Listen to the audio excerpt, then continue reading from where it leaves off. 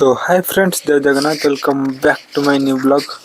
आज हूँ डे 28। तो ये मुझे सका उठी गली तो ये मुझे ब्रश करके सांगे सांगे कंपनी को चले। सो देखु एत सारा मेसीन सब रखाई सेपटे फिटिंग चली सका फिटिंग चली कम चली। तो ये मेसीन सब रखाई देखु पूरा कंपनी सारा मेसीन। तो आपण मानक मु कही कि देखेबी बोली मेसीन सब आसले। तो से सका चले आसमान मेसीन देखा। तो देखु ये सब मेसीन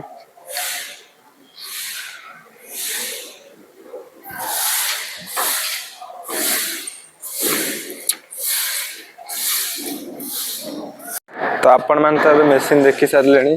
तो ये मुझे जाऊँ रूम को खाई दे कि पुणी ड्यूटी आसवा पड़ो। तो आपण मानक मुझे देखेबी सब किछि। तो आज आम मेस रे थला भात डाली आउ कलर आलू भजा। तो मु खाई दे कि पुणी चले आसली कंपनी को। तो एटा देखंतु आम कंपनी तो आग ठारू बहुत चेंज हो गलानी आम कंपनी। तो आगर गोटे आ गोटे डोर बाहर कर देछंती। तो एपट साइड रे भी मो मेसिन पाखरे कवर नथिला, पूरा फांका थिला। एबे पूरा कवर कर देछंती। बहुत चेंज हो गलानी आग अपेक्षा। तो एबे मो मेसिन पाखु जाउची। तो देखुची आपण मानक मो मेसिन। तो एटा देखंतु एटा मो मेसिन। मो मेसिन रो बयस हो गलानी पूरा। आउ नुआ मेसिन ठु भी बहुत भलो काम करूचे मेसिन। किंतु एबे मेसिन रा आउ किछि काम रहबनी काहे कि ना बड़ा मेसिन आसी सरलानी। सो देखंतु एठी बड़ा मेसिन काम चलची, फिटिंग चलीची। एजे आधा काम भी कंप्लीट हेइनी। तो आउरी 2-3 दिन लागि पारे। तो एबे मु चले आसी बाहर को। देखंतु सब काम बाहर एबे होउची। तो एठी देखंतु फिटिंग हबा पे प्लांट सब साइज करी रखा आइची। तो आगर एठी भी देखंतु वेल्डिंग भी एठी मरा होउची। काहे ना भीतर सब मेसिन लागुची, सेति पे वेल्डिंग एठी मरा होउची। तो एबे मु जाउची मो मेसिन पाखको। तो एठी भी देखंतु मु जो देखौथले आपन को कि कंपनी सामनाटा भंगा आइची बोली। तो एक्चुअली सेटा डोर हबा पे भंगा आइतला। तो आज एटा काम होउची, आज भी डोर कंप्लीट हे जिवो। तो एबे मु मो मेसिन पाखु चले आसली। तो ए जॉब टी को पलटी करूची काहे ना गोटे साइड वेल्डिंग मु मारी सारलिनी। आ गोटे साइड मरा हबो वेल्डिंग, सेति पे क्रेन रे पलटी कर देली। तो जॉब टी को पलटी मारी सारला परे। तो अबे मु मेसिन पाखु जाउची। तो अबे मेसिन रे वेल्डिंग मारबे आ गोटे साइड। तो आसी देखिली तो फ्लक्स सर जाइची। तो फास्ट फ्लक्स पुरे देली। A few moments later. तो एबे मु आसली फिटिंग पाखको आपण मानको देखेबा को कि केमिति फिटिंग हे बोली। तो एठी देखंतु फिटिंग हबा पे पूरा रेडी करी रखिचंती। तो एठी फिटिंग हबा पे मु आपण मानको देखेबी। तो एपटे वेल्डिंग मरा होइची, काम होइचे एपटे। तो देखंतु फिटिंग एमिति होए। 3-4 जण दरकार फिटिंग करबा को। तो ये लाइट देखुचंती पडुची वेल्डिंग मारला बेले। ताको अनेले राती सारा सोई परबेनी, आखि पूरा पोडीबो। तो मु फिटिंग पाखरे आपण मानको देखि सरला परे। तबे मु पुणी पळासली मेसिन फिटिंग होची जोडी देखिबा को। मु भाबिली कि आउरी फिटिंग हे सारी बणी मेसिन। तो हले आसी कि देखिला बेले को एठी तो किछि भी हेइनी। से जेति कि फिटिंग हेइतला बस सेति कि हेइची। आउ आगु को हबो फिटिंग। तो मु आपण मानको निश्चित देखेबी। तो आपण माने पाखुर थरे मेसिन ता देखि दंतु। तो देखंतु एठी गोटे मेसिन बसिची। आउ से लेंथ रे सेठी आगर भी आ गोटे मेसिन बसिची। आउ ए साइड रे सब मेसिन अछि, सब लागिवो ए मेसिन रे सब पार्ट्स गुडा। तो देखंतु एते सब मेसिन पार्ट्स गुडा केमिति कोन लागियो मु तो जानि परनी किछि। तो मु भी आगु को देखेबी आ आपण मानको भी आगु को देखेबी। तो एठी ए मेसिन टा को पूरा फिक्स करचंती। तळे ड्रिल मेसिन रे मारी कि पूरा मेसिन टा को फिक्स करचंती। तो एबे हमर लंच टाइम हे गला, मते भी बहुत भूख लागलानी। तो एबे मु जाउची रूम को खाइबा को। तो आपण मानको देखौची कोन कोन खाइबी मु। तो एबे मु आसी रूम रे पहुंच गेली। तो हमर रूम रे भात डाली आउ कलर आलू भजा एतले मु खाइ देली। तो एबे आपण मानको गोटे जिंस देखौची।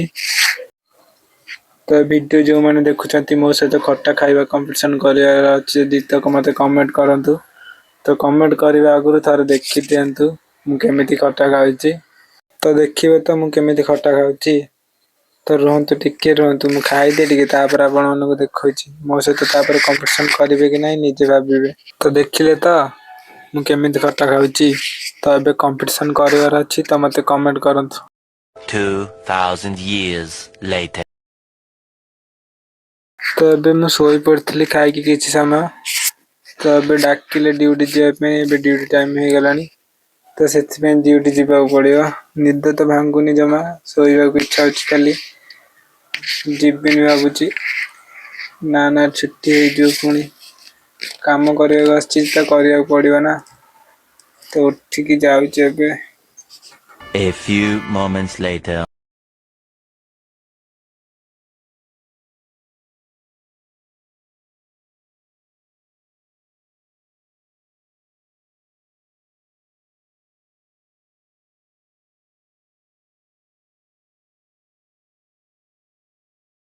ତ ଏବେ ମୁଁ ଡ୍ରିଲିଂ ମେସିନ୍ ନେଇକି ଚାଲି ଆସିଲି। ଡ୍ରିଲିଂ ମେସିନରେ କାମ ଅଛି ମୋର, ତ ଏଠି ଡ୍ରିଲିଂ ମାରିବାର ଅଛି। ତ ଏବେ ମୁଁ ସେଠି ଡ୍ରିଲିଂ ମାରିକି ଏବେ ପଳେଇ ଆସିଲି ଦେଖ ବାହାରକୁ। ତ ଏଠି ଦେଖନ୍ତୁ ଆପଣ ମାନେ, ଏଠି କାମ ଚାଲିଛି। ୱେଲ୍ଡିଂ ଏଠି ମରା ହଉଛି, ଏ ସାଇଡରେ ସବୁ ଫିଟିଙ୍ଗ ହେଇକି ରଖା ହେଇଛି। ତ ମୋର ଏଠି କାମ ଅଛି, ମୁଁ ଏଠି ଟାଙ୍କା ୱେଲ୍ଡିଂ ମାରିବାର ଅଛି, ତ ସେଥିପାଇଁ ମେସିନ୍ ନେଇକି ଚାଲି ଆସିଲି ଏଠିକି। ତ ଭିତରେ ମେସିନ୍ ଫିଟିଙ୍ଗ ଚାଲିଛି। ମୋର ଏଠି କାମ ଅଛି ବୋଲି ମୁଁ ଦେଖେଇ ପାରୁନି, ଏଠି କାମ ସରିଲା ପରେ ମୁଁ ଆପଣ ମାନଙ୍କୁ ଦେଖେଇବି। A few moments later. ତ ଏବେ ମୋର କାମ ସେଠି ସରିଲା, ତ ଏବେ ମୁଁ ଆପଣ ମାନଙ୍କୁ ଦେଖୁଛି ମେସିନ୍ କାମ କେତେ ବାଟ ହେଲାଣି। ତ ଏବେ ଦେଖନ୍ତୁ କ୍ରେନରେ ମେସିନ୍ ଉପରେ ଷ୍ଟାଣ୍ଡ ଟାଇପ ର ଲାଗୁଛି, ଆ ଉପରେ ଚଢିକି ଯାଇକି ପ୍ଲଗ୍ସ ଢାଳିବେ। ତ ମେସିନ ଫିଟିଙ୍ଗ କରିବା ପାଇଁ ବହୁତ ଲୋକ ଲାଗିଛନ୍ତି, ଆଉ ବହୁତ ଟାଇମ ବି ଲାଗିବ। ଏବେ ଗୋଟେ ଦିନରେ ବାସ୍ ସେତିକି ହିଁ ହେଇଛି, ତ ଆହୁରି 2-3 ଦିନ ଲାଗିଯିବ ଫିଟିଙ୍ଗ ହବା ପାଇଁ। ତ ଏବେ ଦେଖନ୍ତୁ ଫିଟିଙ୍ଗ ବି ଚାଲିଛି ଏବେ। ତ ଏବେ ମୁଁ ରୁମକୁ ଚାଲି ଆସିଲି ଟିକେ ରେଷ୍ଟ ନେଇକି ଯିବାକୁ। ତ ଆମ କମ୍ପାନୀରେ ଏମିତି ରୁଲ ରେଗୁଲେସନ ନାହିଁ କି ତମେ ରୁମକୁ ଆସିପାରିବନି, କାମ ଛାଡିକି ଯାଇପାରିବନି କୁଆଡେ।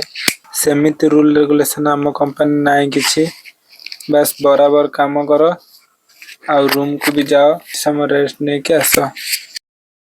2000 years later. ତ ଏବେ 6ଟା ବାଜି ସାରିଲାଣି, ତ ଡ୍ୟୁଟି ଟାଇମ ଆମର ସରି ସାରିଲାଣି। ସମସ୍ତେ ରୁମକୁ ଗଲେଣି, ତ ମତେ ଏବେ କହିଲେ କି 9ଟା ଯାଏ ଡ୍ୟୁଟି କରିବାକୁ। ତ ଫାଷ୍ଟ ମୁଁ ଭାବିଲି କେମିତି କଣ କରିବି ଏଡିଟ ଫେଡିଟ, ତାପରେ ମୁଁ କହିଲି କି ନାଇଁ, ଯଦି ଏମିତି ସିଚୁଏସନ ମୁଁ ଫେସ୍ କରିପାରିବିନି ତ ମୁଁ କିଛି କରିପାରିବିନି। ତ ସେଥିପାଇଁ ମୁଁ ଡ୍ୟୁଟିରେ ରହିଲି। ତ ଏବେ ଆମେ ପ୍ଲେଟ ବାହାର କରିକି ପ୍ଲେଟ ଲଗେଇକି ଏବେ ଆମେ ଯାଉଛୁ ବାହାରକୁ, ଲୋଡିଙ୍ଗ ହଉଛି ଦେଖିବାକୁ। ତ ଦେଖନ୍ତୁ ଆମ କମ୍ପାନୀ ଗାଡି ପୁରା ଲୋଡିଙ୍ଗ ହେଇସାରିଲାଣି। ତ ଏବେ ମତେ ଭାଇ ଡ୍ରଇଂ ଦେଇକି କହିଲେ କି କିଛି କ୍ଲିପ ମାପିକି ଗାଡିରେ ରଖିବାକୁ। ତ ସେଥିପାଇଁ ମୁଁ ଟେପ ଧରିକି ଚାଲି ଆସିଲି କ୍ଲିଟ ମାପିକି ରଖିବାକୁ ଗାଡିରେ। ତ ଏବେ ସବୁ କ୍ଲିଟ ମାପିକି ରଖିଦେଲି। ଏବେ ମୋର ଡ୍ୟୁଟି ସରିଗଲା। ତ ଭିଡିଓଟି ଶେଷ ଯାଏଁ ଦେଖିଥିବାରୁ ଧନ୍ୟବାଦ। ଯଦି ଭଲ ଲାଗିଥିବ ଲାଇକ୍ କମେଣ୍ଟ ସେୟାର କରିଦେବେ। ତ ଆଜି ପାଇଁ ଏତିକି, ରହୁଛି। ଜୟ ଜଗନ୍ନାଥ।